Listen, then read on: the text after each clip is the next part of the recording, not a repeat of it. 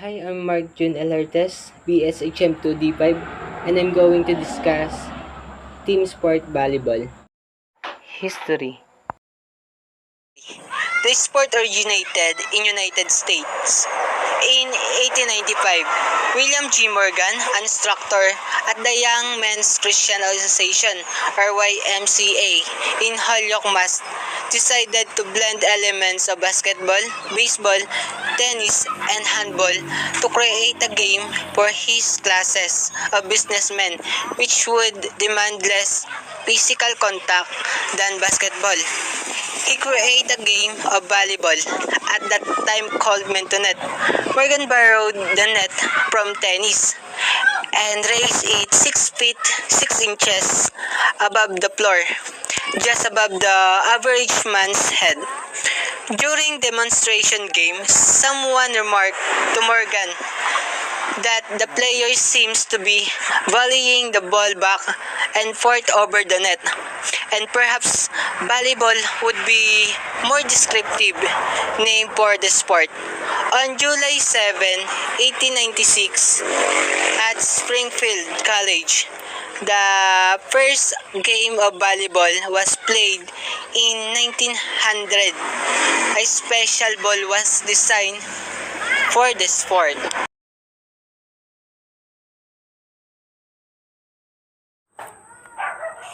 Basic volleyball rules. First, maximum of 3 hits per sides. Player may not hit the ball twice in succession. Ball may be played off the net during the volley and a serve. A ball touching a boundary line is good. A legal hit is contact with a ball by a player body above and including the waist. A player must not block or attack a serve. Switching position will be allowed only between frontline players or after the serve only. Basic rules violation. Stepping on over the line on a serve. Failure to serve the ball over the net successfully. Hitting the ball illegally, carrying, palming, throwing, etc. Touches of the net with any part of the body while the ball is in play. Reaching over the net except under this condition when executing a follow-through, when blocking a ball which is the opponent court but is being returned. Reaching under the net, failure to serve in the correct order, blocks or spike from a position which is clearly not behind the 10-foot line while in back to position.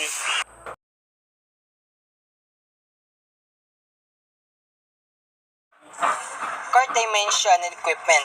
A volleyball court is 9 meter times 18 meter or 29.5 feet times 59.1 feet divided into equal square halves by a net with 1 meter or 39.4 inches. The top of the net is 2.43 meter or 7 feet 11 and 11 over 16 inches above the center of the court for men's competition, and 2.24 meter or 7 feet 4 and 3 over 16 inches for women's competition, varied for veterans and junior competitions. The minimum height clearance for indoor volleyball courts is 7 meter or 23.0 feet, although a clearance of 8 meter or 26.2 feet is recommended. A line 3 meter or 9.8 feet from and parallel to the net is considered the attack line. These 3 meter or 10-foot lines dividing the court into back row and front row areas. Also, back court and front court. These are in turn divided into 3 areas each. These are numbered as follows, starting from area 1, which is the position of serving player. After a team gains the serve, also known as siding out, Each member must rotate in a clockwise direction, with the player previously in Area 2 moving to Area 1, and so on, with the player from Area moving to Area 6. Each player rotates only one time after the team gains possession of the service. The next time each player rotates will be after and other team wins possession of the ball and loses the point. Officiating a volleyball game. In playing a volleyball game, the duties and function of officials should be defined because it is important for each player to know the limits of the authority and its relationship to the others. The officials are composed of the first referee, the second referee, the scorer, and the linesman.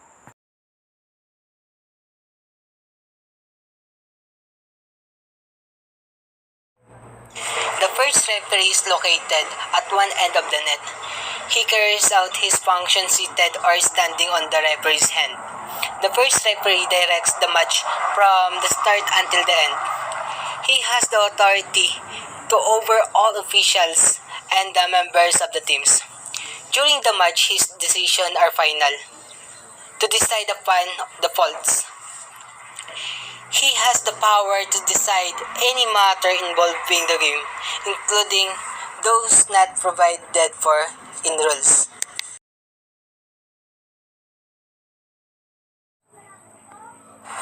He is the assistant of the first referee but also his own range of jurisdiction. He controls the work of the scorer. He checks that the actual position of the players on the layers corresponding to those on lineup sheets. During the match, the second referee decided whistles and signal. The first, positional faults. The contact of player with the net. Penetration into the opponent court space under the net. The attack hit or blocking faults of the back row players. The ball that crosses the net outside the crossing space or touches the antenna on his side of the court. He supervises the team members on the team bench and reports their misconduct to the first referee. He controls the numbers of timeouts and substitution by each team and reports the second timeout. He keeps the score sheet according to the rules, cooperating with the second referee. Register the data of the match and teams according to the procedure in the first and obtain the signatures of the captains and the coaches. Record the starting lineup and each team from lineup sheet. He also records the points scored and ensure that the scoreboard indicates the right score. Controls the serving order to each team. Records the times out and player substitution. Notifies the referees of a request for interruption that is out of order. Announce the referees the ends of each set. Records the sanction, warnings, and penalties. Record the final result. He will assigning the score sheets. He writes or permits the team captain to write on the score sheet a statement on the incident protested. The linesmen perform their function by using flags. They signal the ball in and out whenever the ball lands their lines.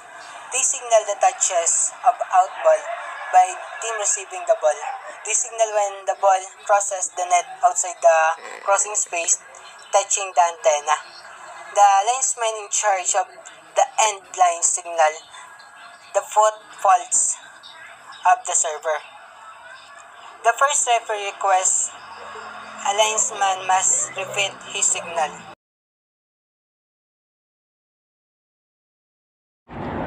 Here are some volleyball official hand signal. Authorization to serve. Team to serve. change of court, timeout, substitution, and the red card is penalty, disqualification, end of set. Ball not tossed or released at the service hit. Positional or rotational fault. Ball out. Head ball. Double contact. Net touch by a player or a serve wall. Attack hit fault by a back row player. Penetration into the opponent court. Double fault and replay. Ball touch. Ball in. Ball out. Ball touch. Ball passing outside the crossing space or server's foot fault. Judgment impossible. For more information, I searched a short video to better understand and comprehend how to play a volleyball. And now, I can play this short video for more information. Have to play volleyball in gym class? You're not sure about all the rules of volleyball? Well, I got you covered. In this video, I will go over all the rules and terminology you would need to know to play volleyball. So let's head on to it.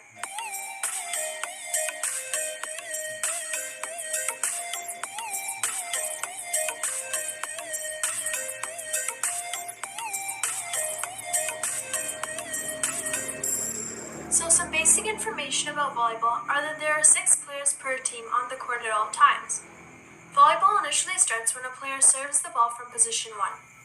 If you would like to know more about positions and formations in volleyball, be sure to check out my video called What are the different volleyball positions? Once the ball is served, both teams would play it out.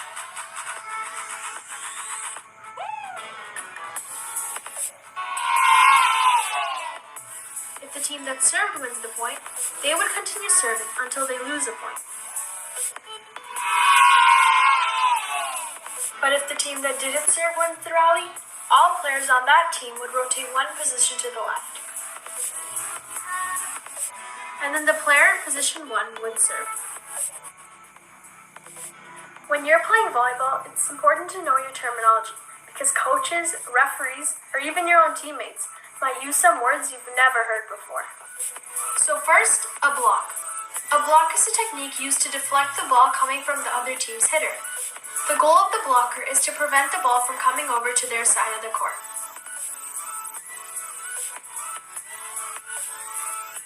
Let's look at another one.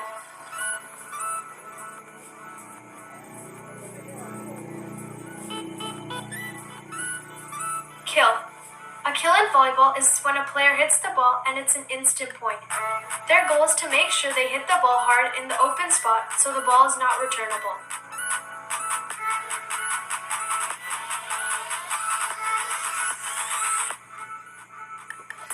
Attack.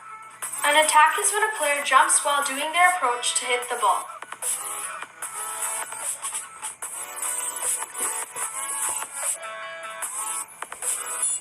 Substitution. A substitution is when a player needs to leave the court and has to be replaced by a player on the bench.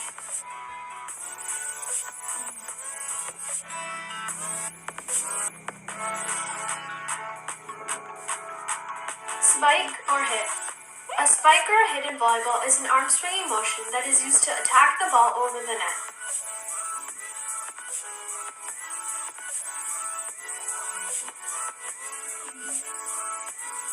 A volley or a set. A volley or set is a motion used to pass the ball to the hitter. Their goal is to deliver a nice high pass so the hitter has time to approach and attack the ball.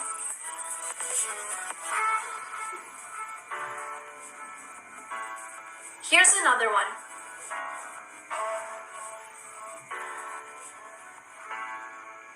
Bump or pass.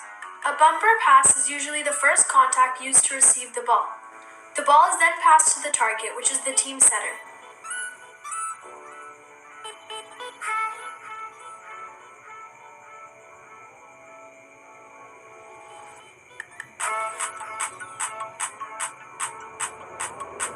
Serve.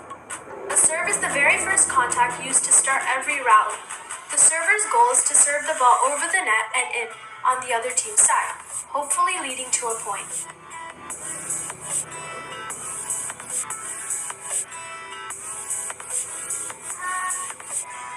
And the last word is rally. A rally is the play between a serve and a point. They are continuous passes, sets, and hits. So let's see one.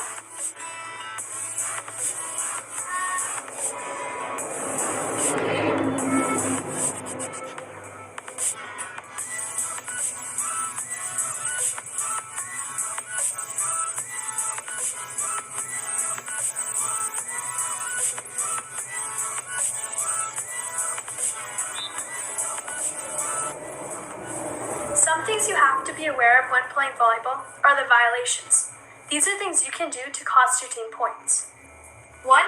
Letting the ball in on your side of the court. 2. Stepping over the baseline when serving. 3. Touching the net when the ball is in play. 4. Attacking the ball in front of the attack line when you are a backcourt player. 5. Hitting or serving the ball into the net or out of bounds. 6. Being called on a lift or a double. A lift is when a player either catches or brings down the ball in their hands several inches before pushing the ball up like a throw. A double is when a player touches the ball twice in a row, or the ball touches two parts of the player's body right after the other, instead of at the same time. And 7. Hitting the ball outside or on the antenna. How do you win? In volleyball, the game is played in 5 sets to 25 points, except for the last set. In some young school or rep teams, the games are played in 3 sets to 25, with the last set ending at 15 points. Sometimes 25 points or 15 in the final set is not enough, because you need to win by at least 2 points. What I mean is that if the score is 25 to 24, the game will continue until someone wins by at least 2 points. This reduces the chance of a team winning by luck. In volleyball matches, teams are usually allowed to call 2 timeouts throughout the game. Timeouts can only be called by coaches and players on the court. A substitution occurs when a player on the volleyball court is exchanged for a player on the bench. There can only be 6 substitutions per team in a set, and if someone gets substituted to play, he or she can only replace the person they were substituted for. Also in volleyball, blocks don't count as touches, so if you attempt to block the ball and you don't get the block, but you still touched it, you can touch it again, and that would only count as 1 contact. Fun fact, did you know that in volleyball you could kick the ball? But from past experiences, coaches would prefer diving instead. So that's some volleyball knowledge you can keep in mind. If all this sounds overwhelming, don't worry, because it'll sink in quickly once you start playing. Volleyball is a fun, non